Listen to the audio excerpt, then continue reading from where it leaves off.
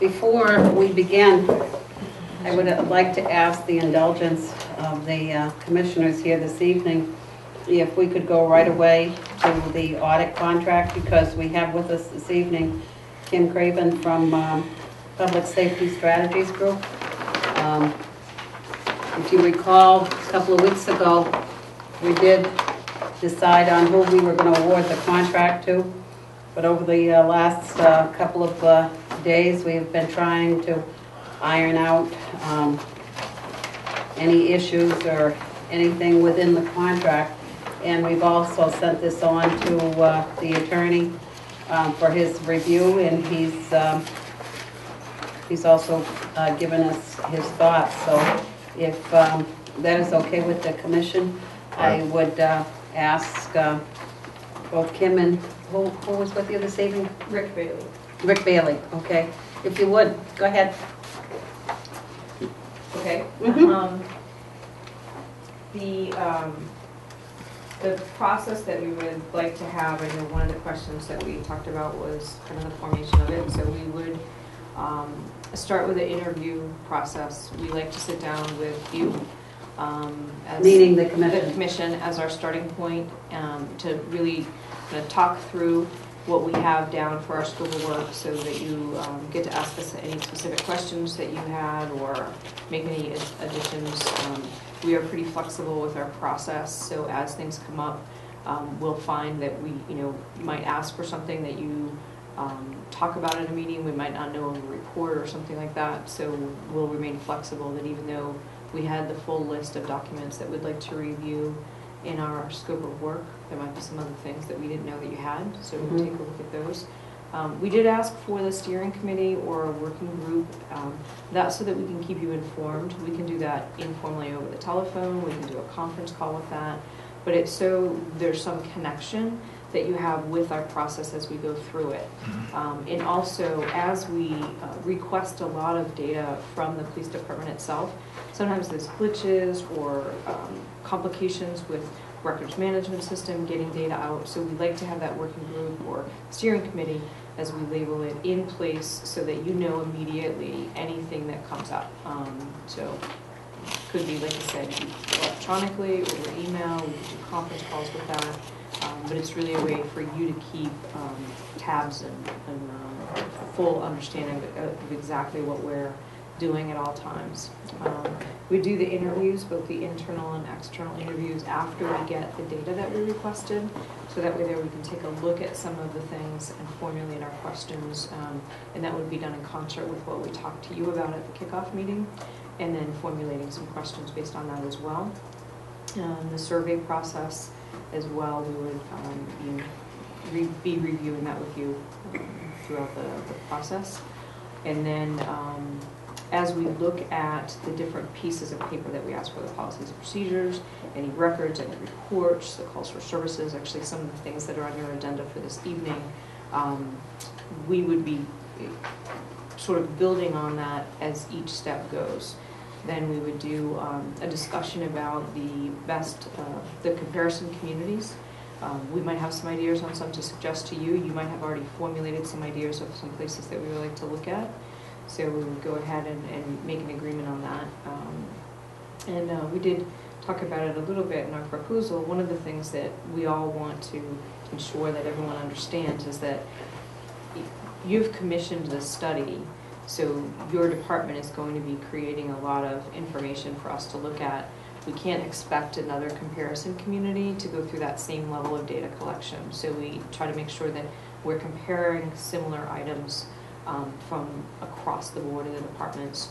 And then we always also caution, of course, that people collect the data in a different way. So something that might be coded one way here, another department might code it a little bit differently. So we use the comparison communities as a part of our overall assessment, but it's not such a definitive to say this is how it should be here, because that's what's happening in another community. There's too many different variables that come into play. So then as we interview members of the department, we'll be starting to formulate what we give you for findings and recommendations. We would sit down and discuss those with you, give you a written report, allow you Typically, it's a 2-week time period for you to review it, ask any questions. While we don't change our findings and recommendations, we certainly want to make any clarifications that folks have question about. And certainly if we get a number wrong or a statement of fact that someone told us and maybe we transpose a number or something like that, we want to certainly make that correction before we move forward. And then we would take our final report and however you want us to give the final presentation, whether we just meet with the commission. If as we go through, there's things that need to be closed door session, we'll have the opportunity to talk about that, determine it. And then if you want any sort of public presentation, we will do that at your direction. I would say we're ready to have the kickoff meeting as your schedule permits. The one thing that we do have to be sure of, and sort of going forward from tonight, things will be basically official. I can give you the full list and especially give to the department and the gentleman that you said that would be helping us collect the data from the department, the fields that we would need on the specific information, because that's what would hold the process up. We need to get the information from the department and from you so that we can move to the next step. So as soon as I get the green light from you, I'll be sending you those emails, and then we can start the data collection process. Well, before we get started, I just wanted to say this to the other commissioners, so it's not a surprise that I had asked the Captain John Daigle, who is here this evening, if he would be the go-to person to get those documents. And I think the reason why we need a go-to person so that that individual knows that somebody else isn't getting it at the same time, and that he's the person that is going to be designated, and also to guard against the fact of any holdups, because if there's a misunderstanding as far as who's to get the documents, that can certainly hold things up. And I was just hoping that the commission felt that was important to have a go-to person as far as the person providing the documents, that it's always the same person. I think for continuity on their part, they need one person to go to so they can not be trying to get information from 4 different people, one that works in records, one that works in patrol, another one's coming up with this. It'll all be a conduit through the captain if that's the way we're going to go. I don't have a problem with a single What's your feeling about that, Mr. Roy? Captain Daigle is fine with me, if he's amenable to it. And are you, Captain Daigle? Okay. And Chief, that's okay? Good. That way there, it's only one person, and you don't have to, Yeah, no, I agree with Commissioner Corwin, and that'll work with us. I think the other question was whether or not we have what they quote called a steering committee, or whether or not we go with the working committee.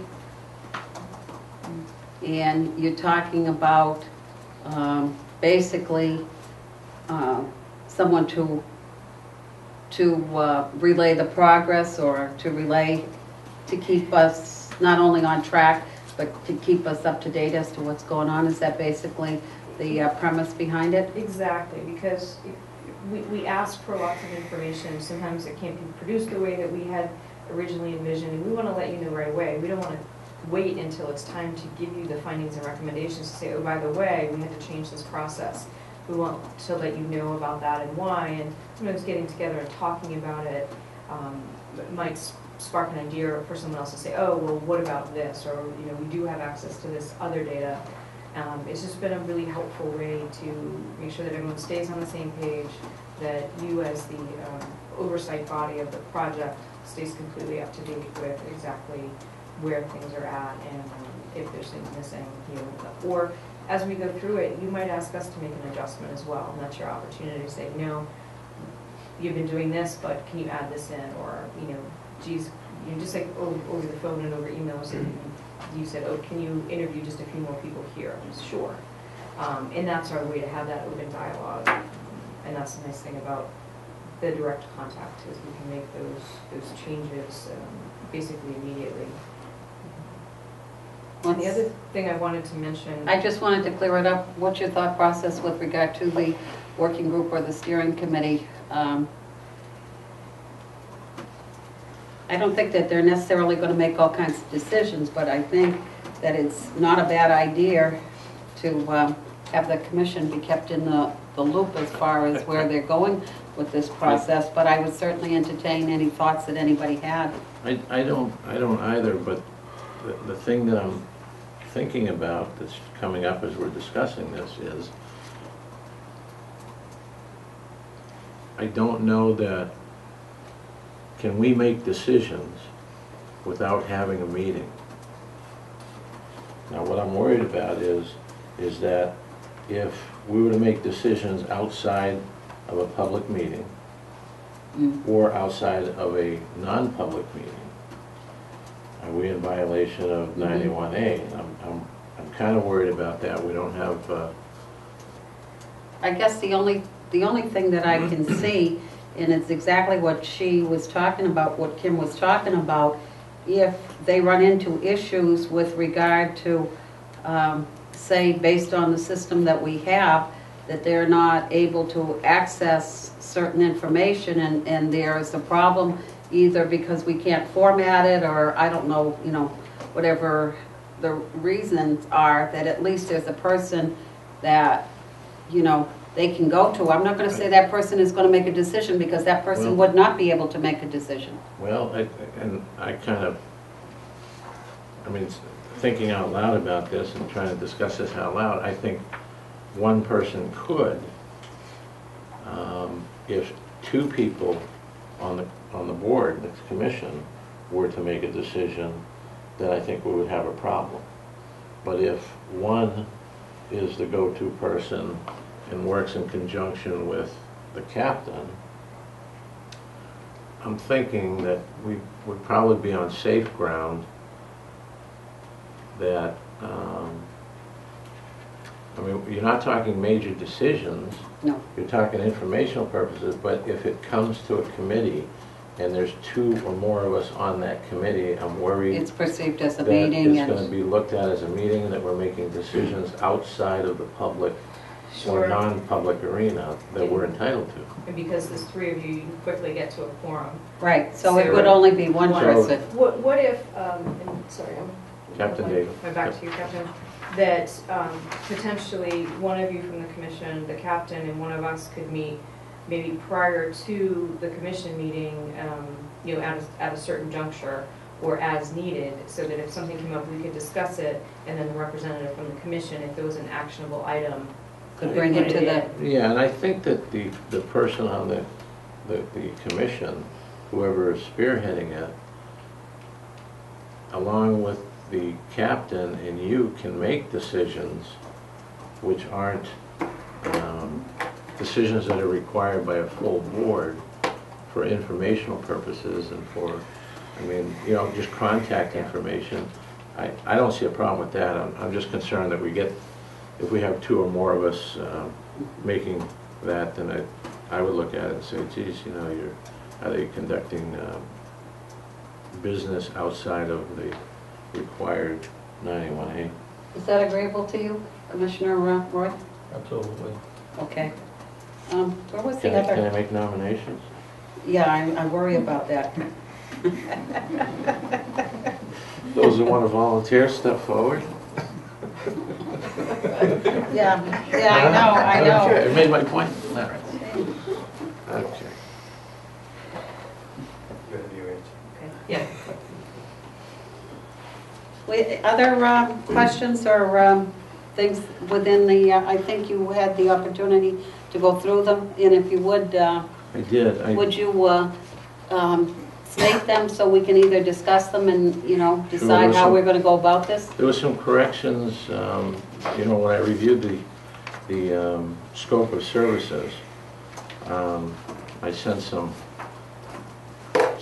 minor things and some major things I look at. Do you have a copy?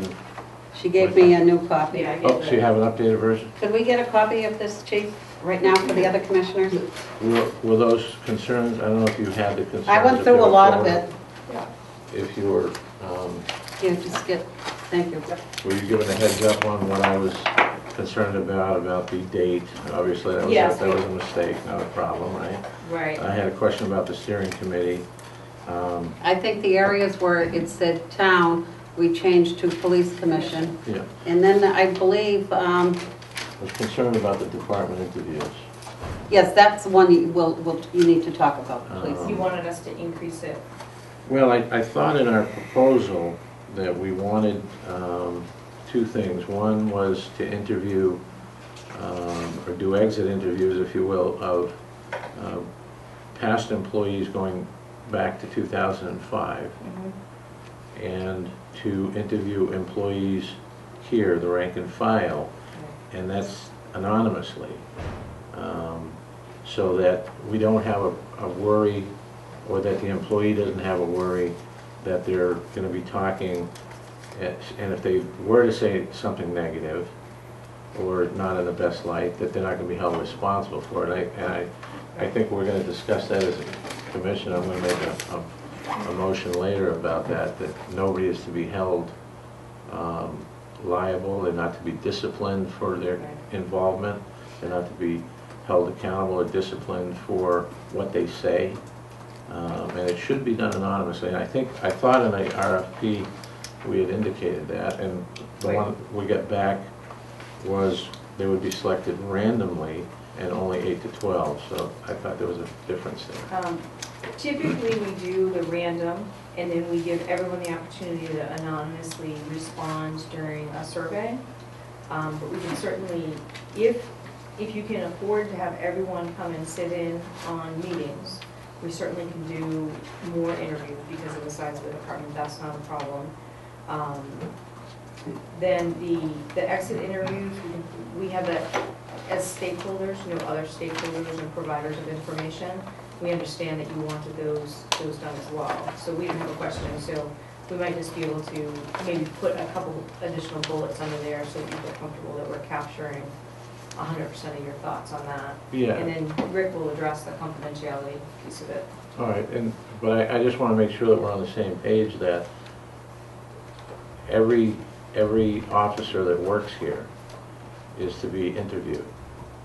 And I think instead of a survey, a one-on-one is, your prior law enforcement, I don't know if you are. Yes. Okay.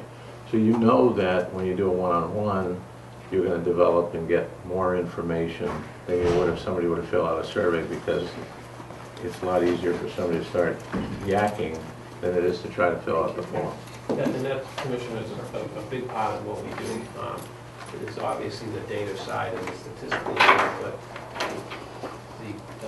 the other side, the qualitative side that we look at, the interviews are very important. Thank you, Chief. to us, and they are confidential.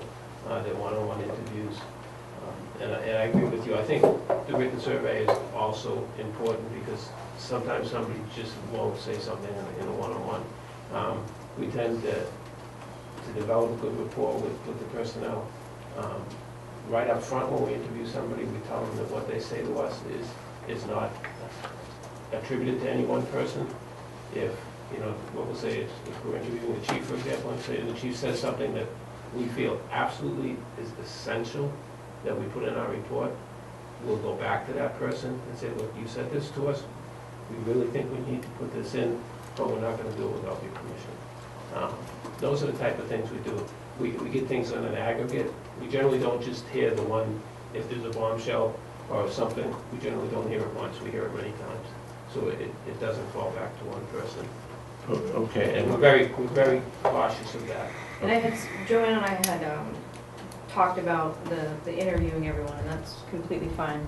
The one thing I wanted to point out about the survey and why we kind of do that as a backup, as we get to understand some of the positives and the limiting factors within an agency, we want to get a good read from a quantitative perspective.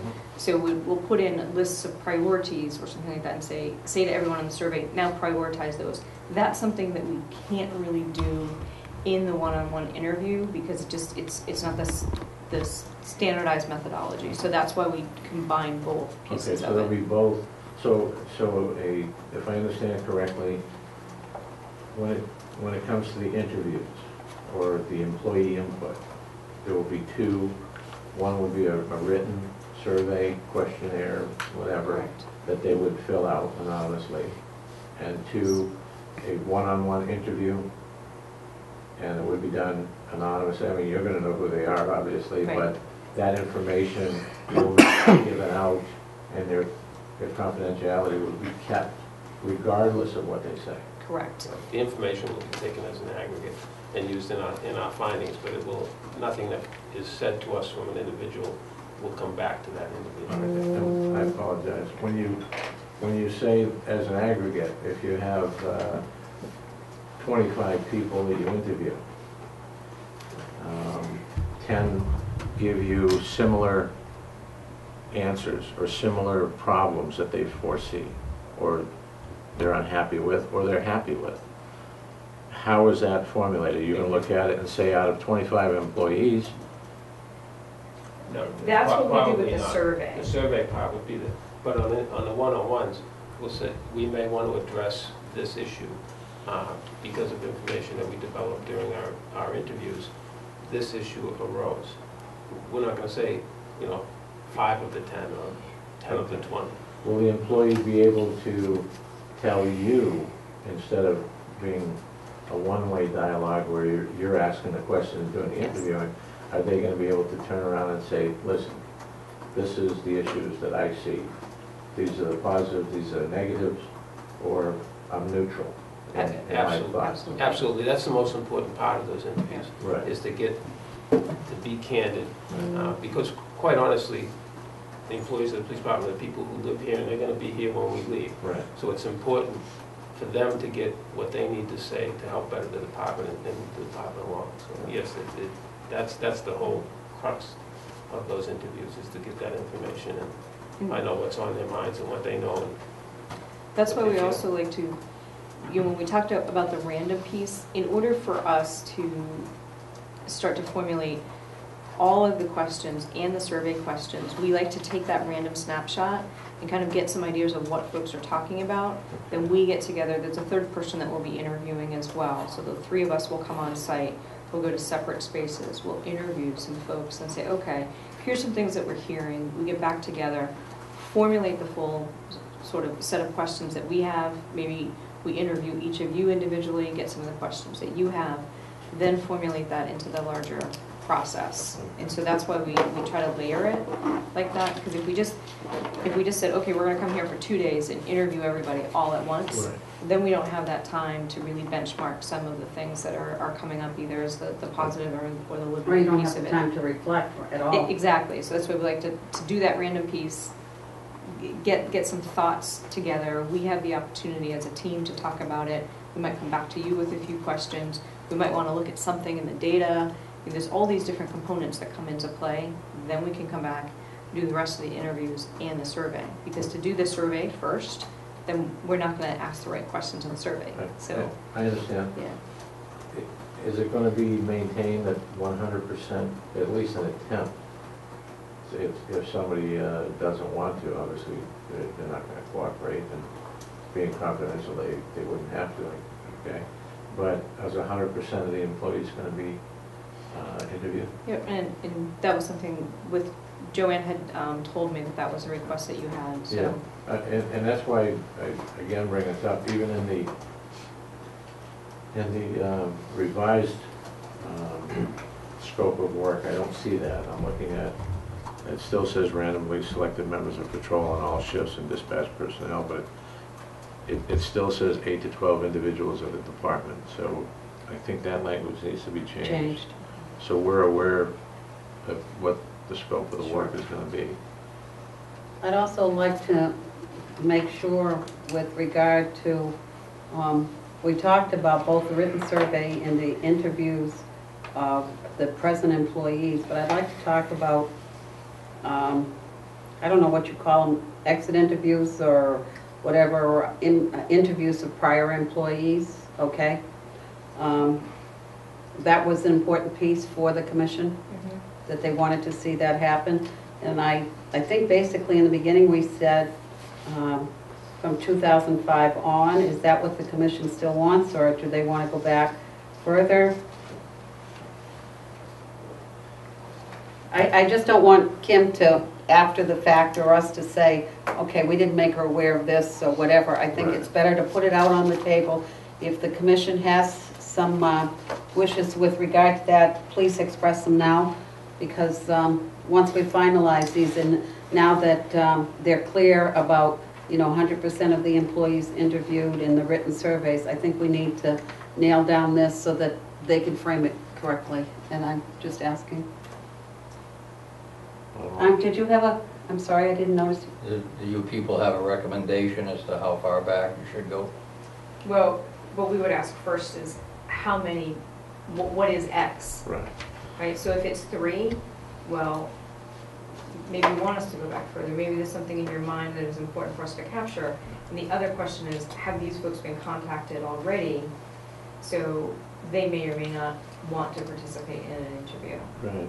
So we have to kind of come to that understanding. So we might agree tonight, well, let's go to 2005, but then none of those individuals or 2 of those individuals want to speak with us. So then Right. we might say, you know what, why don't we go back a little further? And that's where, even though we have the contract and the scope, that we can be flexible with those types of things. Because there's a lot of unknowns when you start to do these. What I was concerned about is that we gave you folks an RFP that was specific about 2005. Right, And yeah. to now, and I would assume that you were basing your bottom line on a number that you weren't aware of. I mean, if I were to tell you right now we had 83 people leave, you go, why did I price it at that, Well, right? we sort of know the types of turnover that departments have up in this area. So if you were a department of 500, Well, we might say, okay. I don't have the number, Right. but I can probably get you one in a matter of seconds. And I'm going to. I think that there was a number floating around for the last 10 years. And that number would be, and I'm okay from the commission to ask somebody in the audience, which I'm sure one of them I has don't this know that, number. I don't know that number. I'm sure somebody out there must have a figure that's, 60, how many? 60. In 10 years. Okay. And from 2000, and I don't know that for a fact. That could be correct, that could be incorrect, no disrespect to anybody here. But I don't know what that number is from 2005 until the present. I would imagine it's lower than that. Right. So if you take a normal look at that, and if we go with half, okay, so you have 30 people in that time frame that have left. Think about then the probability of how many of those would actually want to be interviewed. It's sort of what we get on a open response rate. It's about 10% of everything that's always sent out, that people that want to participate. So the number could be smaller.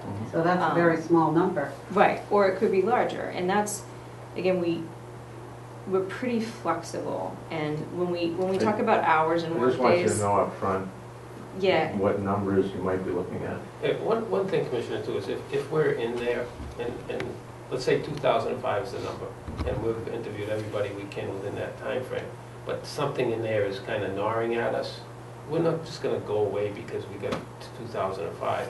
We might go beyond that because there's something we're trying to get to that was brought up in the rest.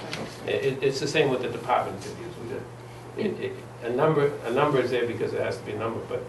I wasn't aware, though, that the probability could be as low as 10%. I wasn't aware of that.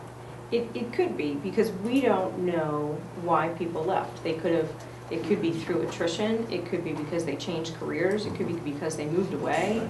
So there's all these different variables as to why people move on from an agency. Some could have been unhappy. We would So- want that reflected Right. in the report and the evaluation that you do, for all fairness to everybody involved, that we should be made aware of that. That you have some moved away, some got married, some got divorced, took another career, or left because they were unhappy. Right. I mean, Or some managed to get a job someplace else and they got a promotion or whatever. I guess I would be more inclined to go back the 10 years if that's the case. I didn't realize only 10%. can we make it up to 10 years? Would Sure, that- and I think, again, what we might want to have is more open language, that we are going to interview members of the department that have left within, we can say the 10 years, but not put a specific number on it, because Right. if we say 3, and we're like, Right. you know what, we want to go to 7, Right. or if we say 20 and only 2 Two. people want to, then we're kind of like locked in. And so I guess to talk about our flexibility, it's hard because we're just meeting for the first time. Is one of our projects, the client wanted us to do 10 community meetings because that was the crux of their project, was community input. And as we started to learn more about this community, we said, that's not going to work. And so we ended up, I think, doing 44 community meetings for this particular project.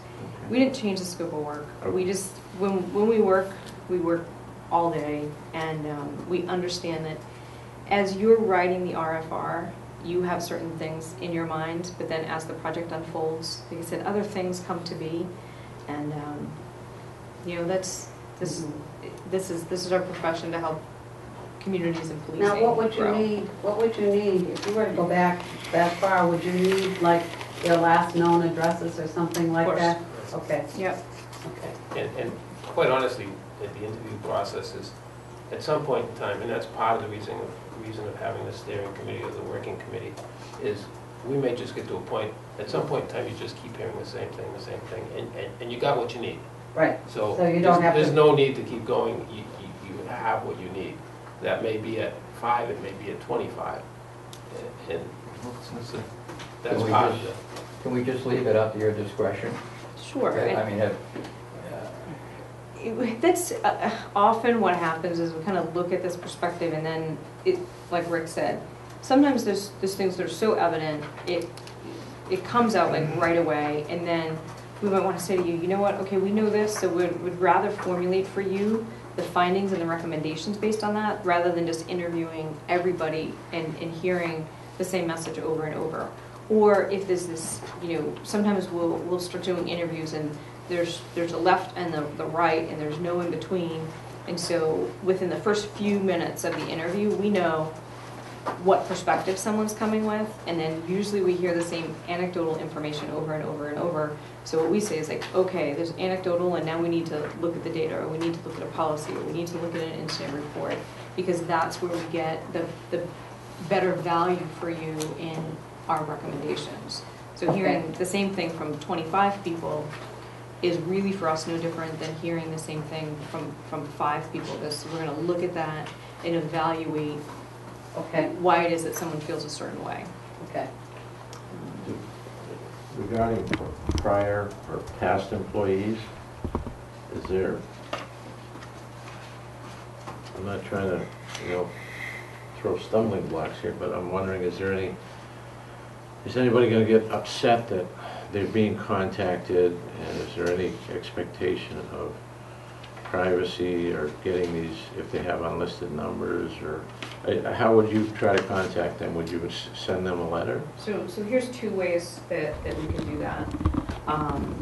We could take the data from you. We've already signed the non-disclosures and confidentiality statement, so we wouldn't even tell you which prior employees we contacted. Right. So they would have that level of confidence. We get police records, so we're skilled at securing documents and not letting them out of our purview.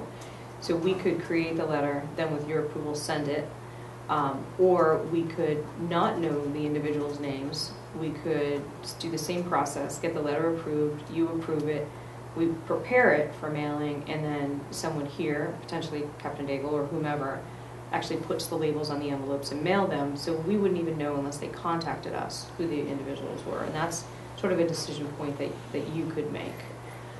The other thing that I see is typically, as we're talking to folks, they'll say, you need to talk to so-and-so, and so we always give them a card.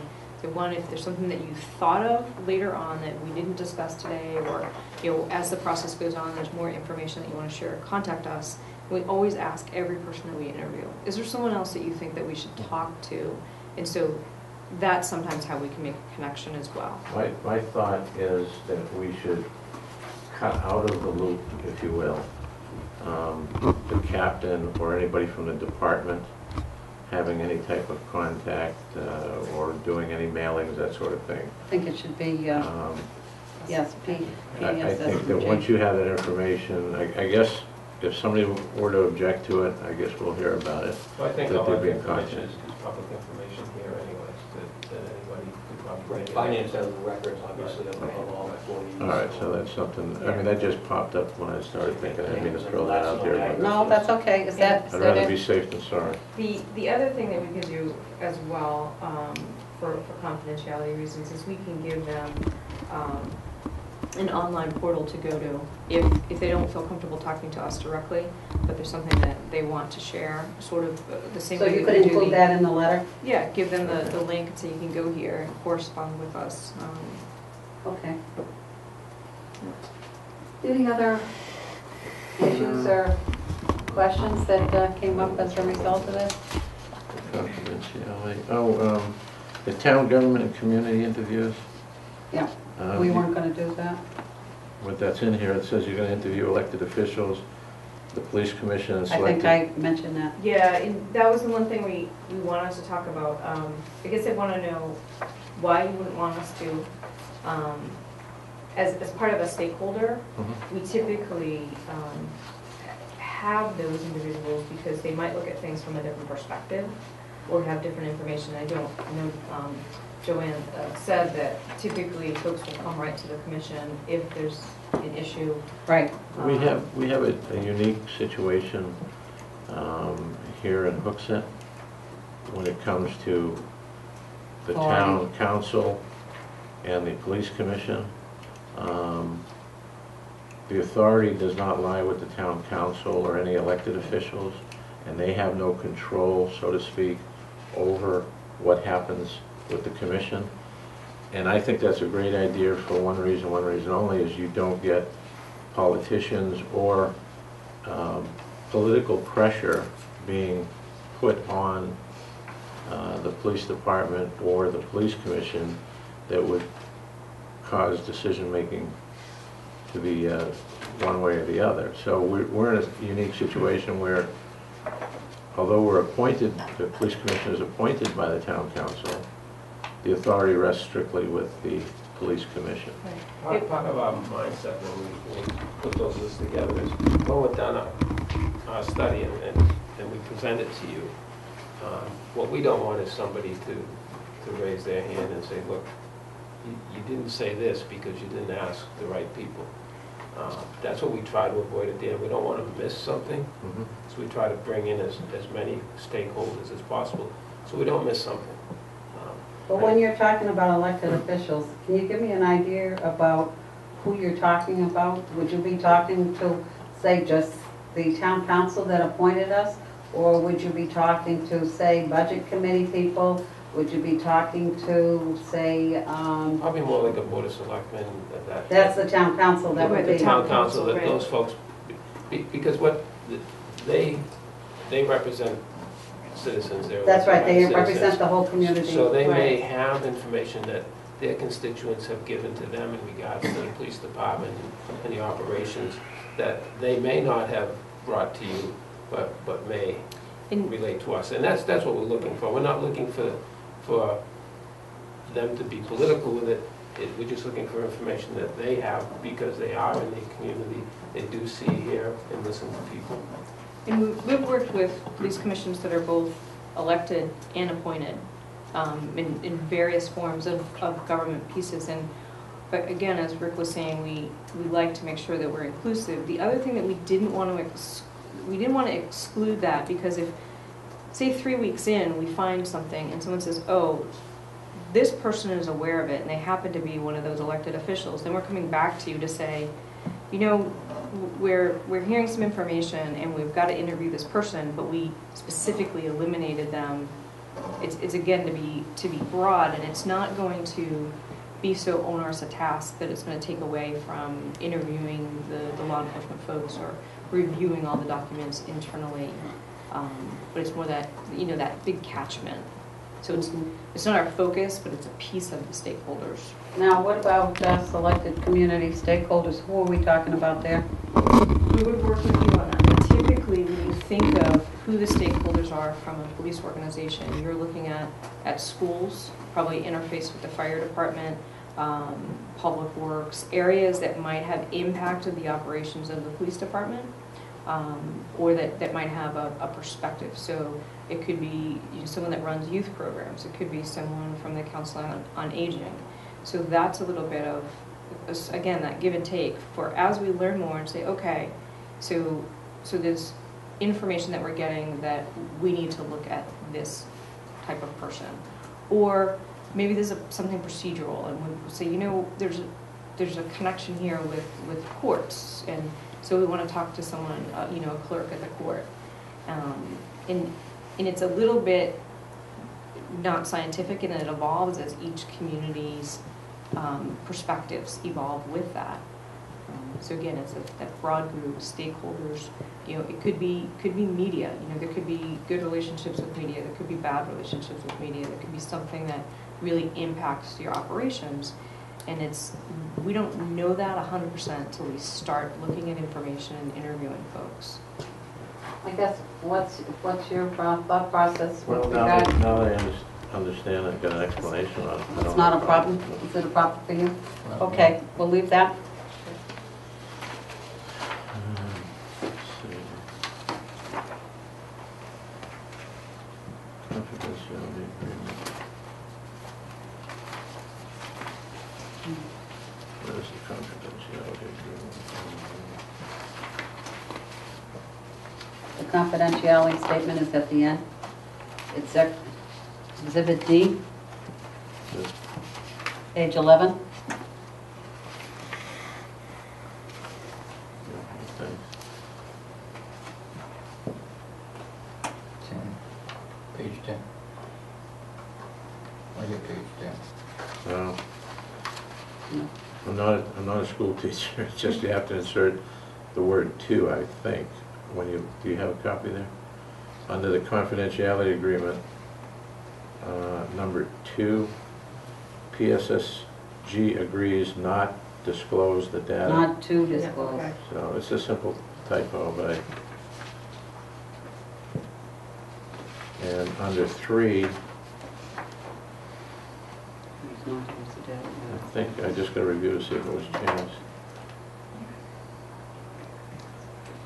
Okay, yeah, the town of Hooks, it's been deleted, and the Hooks Police Commission has been I think inserted. Kim and I went through, Okay, It was a little hard because it was verbiage and not redlined on the document, Yep. so it's kind of hunting and pecking Okay. for some of the changes, No so it's problem. good to have this kind of final review Okay. of some Right. of them too.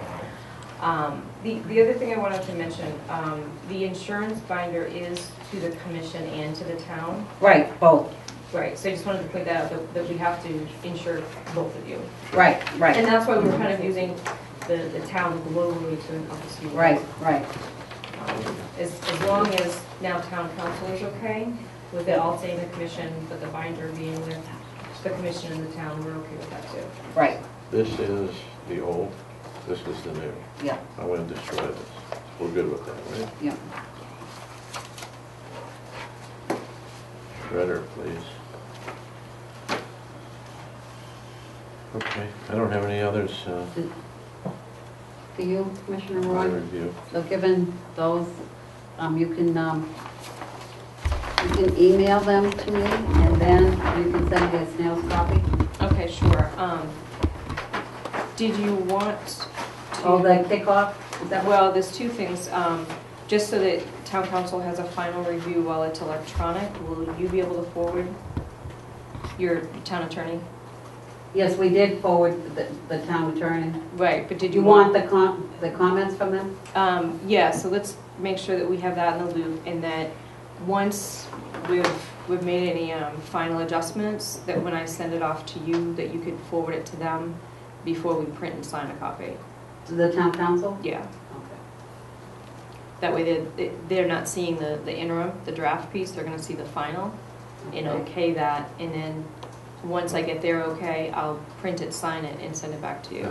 That's where the problem comes in. The town council doesn't okay this.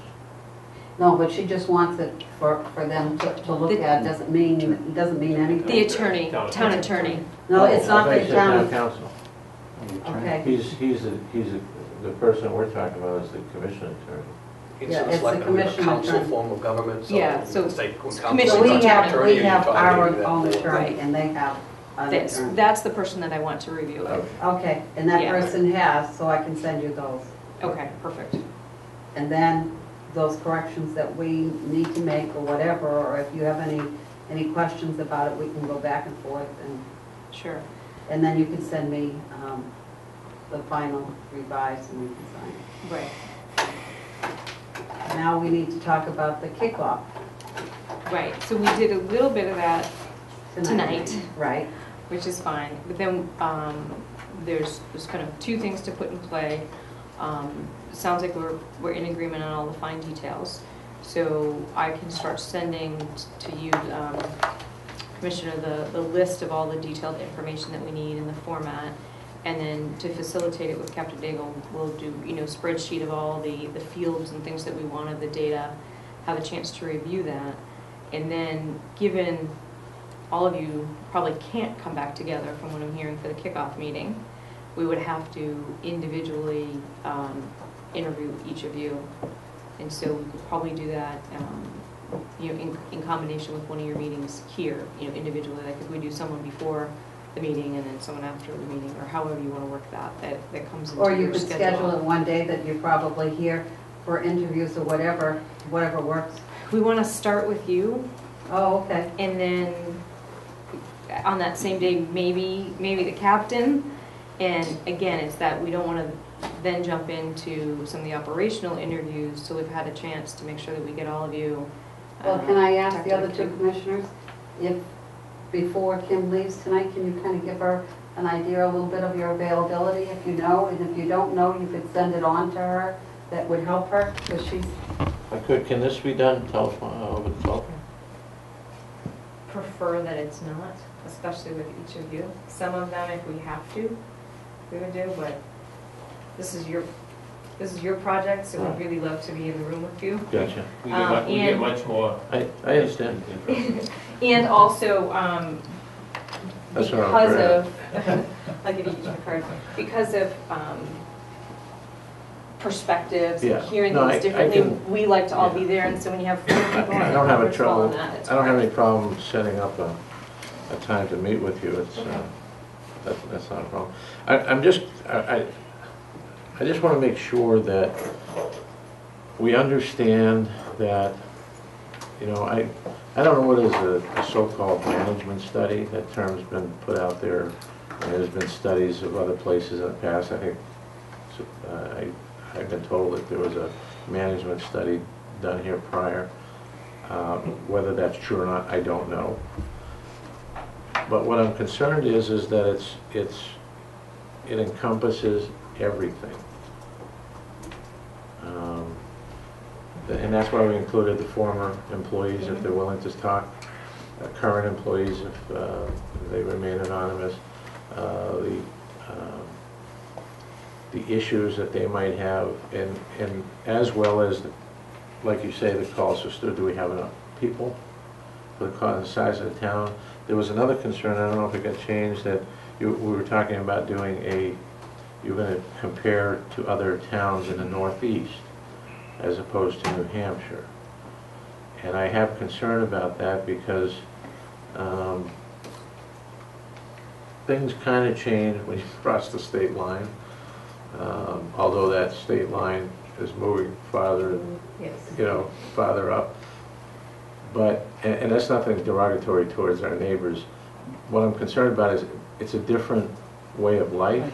right. It's a different police operation. Totally It's a different way of doing business. It's funded totally different, the whole thing is different. So I'm worried that if we were to compare ourselves with a town in Vermont, or a town in Massachusetts, or a town in Connecticut or Maine, it's not going to have the same as if you compare with other towns of this size within the state. Meaning population size, department, especially department size, that sort of thing. Yeah, sometimes it's hard, and I'll let Rick speak on this too, is that when we're selecting comparison communities, when you look at variables and factors, such as, you know, major intersections, major highways running through a town, demographics, not just the total population, but the demographics themselves, sometimes in a single state, especially, you know, we're pretty rural here in New Hampshire, that you can't find enough matches. So sometimes we have to have that little bit of flexibility, and we're gonna, before we select a community, we would be bringing it to you to say, look, you know, we've learned a little bit here. Here's some communities that we're looking at, and you know, there's this community that, you know, maybe is over in the border to Mass or over the border into Maine that has a better match than one of your neighbors. Okay. And it's not that we're going to jump to these other communities first. It's, again, comparison communities is a really careful process. And it again, trying to find mirror image communities can be really hard. And you know, you've got a small pool here in New Hampshire. And my concern is that we do apples to apples. You know, I worry about the tax issues, you know, what's being paid, that sort of thing. But as long as it encompasses, you're aware, at least my intent and my thought on wanting this to go forward is that it encompasses everything. Well, I think But- we were very explicit in the RFP. You must have thought, gee, there's a laundry list here Right, of and there's a all. why, I mean, there's a big factor that came into play for me is, why is there such a turnover rate? That's what kind of was the catalyst to start moving in this direction. Why do we have such a turnover rate? Why, you know, are we a training ground where people come here, get hired, put in a couple of years and go for bigger, more dollars, go for more action? I mean, there's a lot of variables, as you know, being in police work, as to why people, but we need to know that. And that's why we ask for detailed things like the budgets and the policies and procedures and the training records and any past reports, any annual reports that might not be online, so that we are looking at everything in its totality.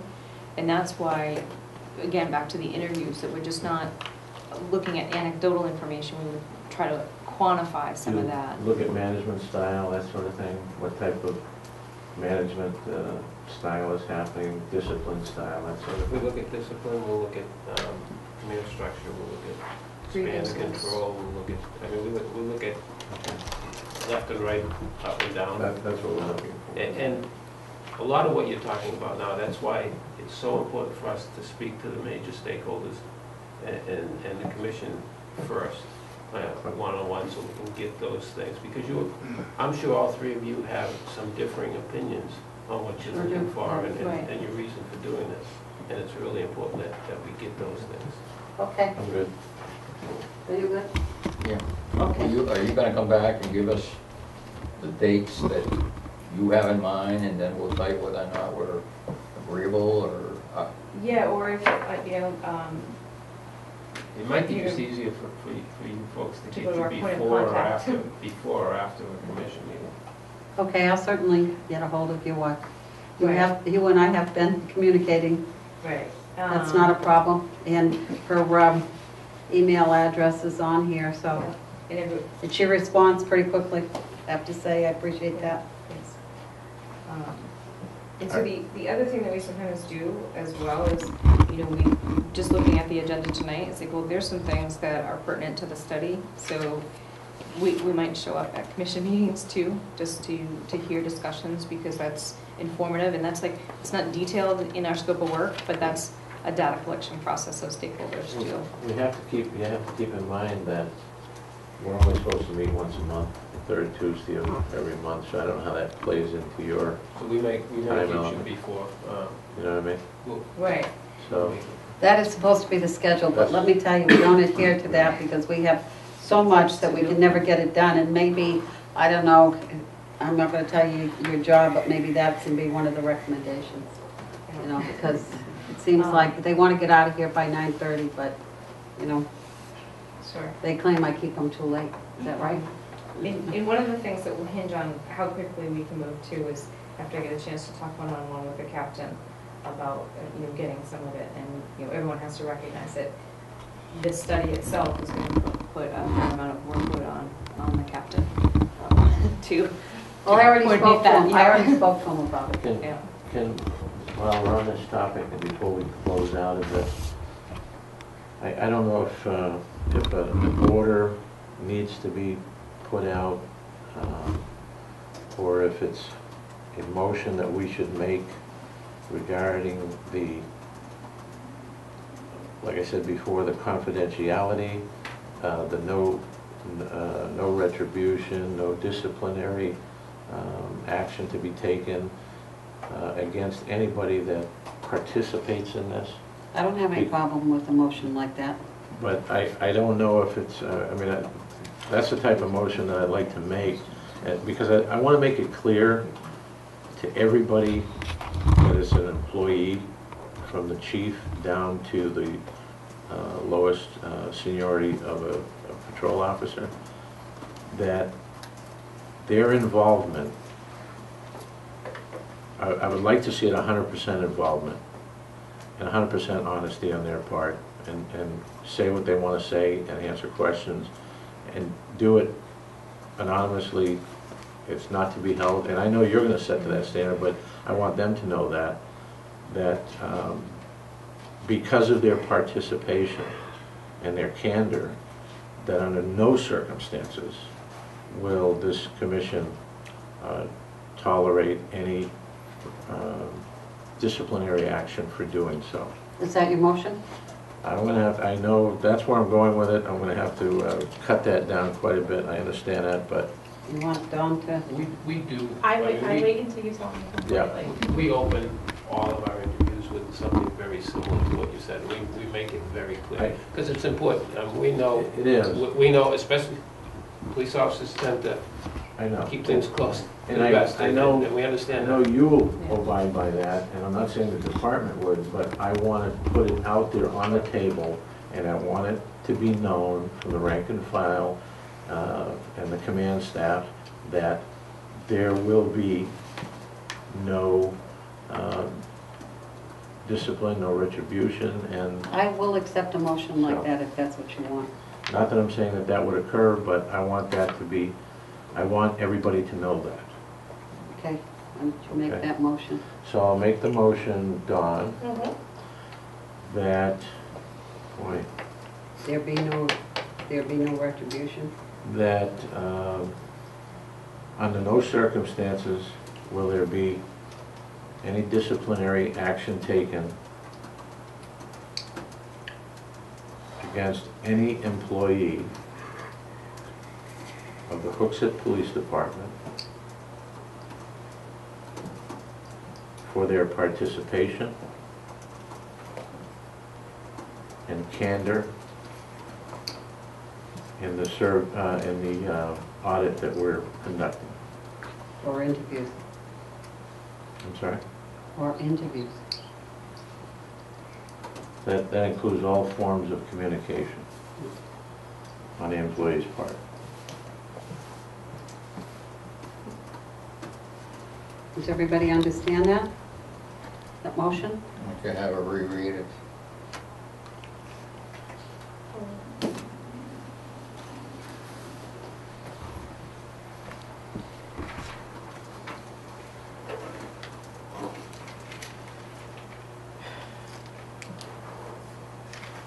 Made a motion that under no circumstances that there will be no discipline taken on the employee. Against. Huh? Against. Taken against? Taken against any employee. Any employee of the Hooksett Police Department. Hold on. I wrote commission for some reason.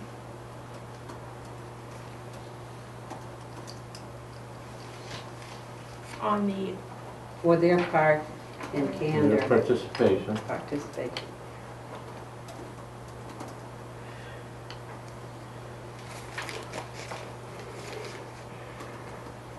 mhm, In candor in the audit. And what was the last part of it? And on all forms of communication? Which, yeah, to be included in all forms of communication that they have with the audit. Okay, That makes sense to yep, it does, everybody on the commission? yep. That makes sense, Chief? Okay. That makes sense to you guys? Okay, we'll call for a vote. All those in favor of the motion signify by saying aye. Who's seconding it? I did. Okay. All those in favor of the motion signify by saying aye. Aye. Aye. Opposed? Seeing none, that motion is approved. And I think basically, unless you have anything else, The only other thing that I would Caution. caution, and it doesn't need to be, I don't think it would require me to pass it along. In our interviews, we dig. So we will ask questions sometimes that we know the answer to, sometimes that we don't. We may go in a direction that seems like we're going in a direction, when in fact we're just digging. Right. So we ask folks not to read into anything that we're saying. You know, to run out of the interview and go, oh my God, the sky is falling. It's not. This is what they're gonna recommend, or that's what they're gonna say. Our interview process is such that you don't know that as we're interviewing.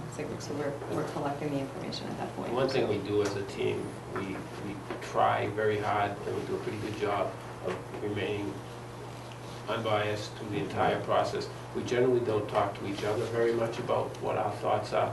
We'll talk about direction, where we're going, but not what our thoughts are as far as recommendations until we're really well into it and we've got all the information. Then we'll sit as a team and go with our unbiased thoughts and see where they end up. And usually we're pretty right on, but we don't influence each other through the process either. Okay, I just want the employees from top to bottom to understand and know that we want their participation, we want their honesty, and good, bad, or indifferent. I want them to be open and say what they want to say. That's important. okay, I think that's good. Thank you very much. Well, thank you for selecting us. We're Okay. looking forward to working with you. I appreciate your coming. Thank you.